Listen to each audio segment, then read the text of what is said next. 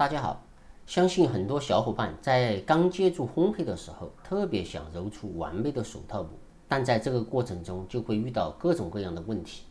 今天就和大家分享用家用厨师机揉手套膜。看完这个视频，相信你也会成为一个揉面高手。先将所有的材料倒进面缸里面，这里提醒大家，在室温比较高的情况下，一定要将所有的材料包括面缸冷藏以后再揉面。最后加入全麦面粉和水，先用低速将所有的材料搅拌均匀，这里花了3分钟时间。面团搅拌均匀了，我们来看一下这个时候面团的状态。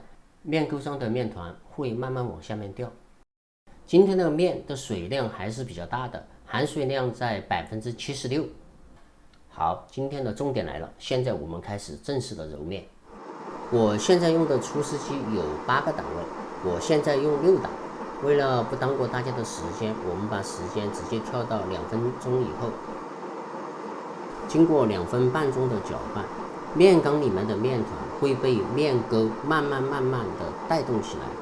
因为家用厨师机揉面是通过面钩将面团先带动起来，然后再和内壁发生碰撞，达到揉面的效果。现在请大家注意观察面缸里面面团的状态。要想做好面包、吐司，首先要认识面团，认识面团各种程度的状态，这点非常重要。现在已经揉面了5分钟时间，现在面钩已经将所有的面团都带动起来了。所以说，在实际的操作中，如果你在5到6分钟还没有把整个面团带动起来的话，你就要再加快一些揉面的速度。5到6分钟，面钩将面团带起来是个标准。经过8分钟时间的揉面，我们现在来看一下面团的状态，能轻松的拉出一层厚的膜。现在可以加黄油了，注意黄油要提前室温软化好，像这种比较软的状态。现在用1档让面团将整个黄油吸收掉。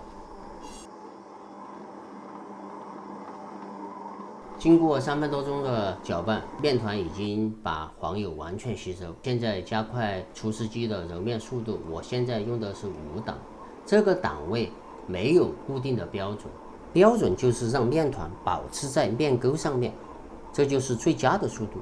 大家注意，加入黄油后的面团升温特别快，所以大家在制作过程中要根据自家机器找出最佳的揉面速度，在最短的时间内将面团揉好。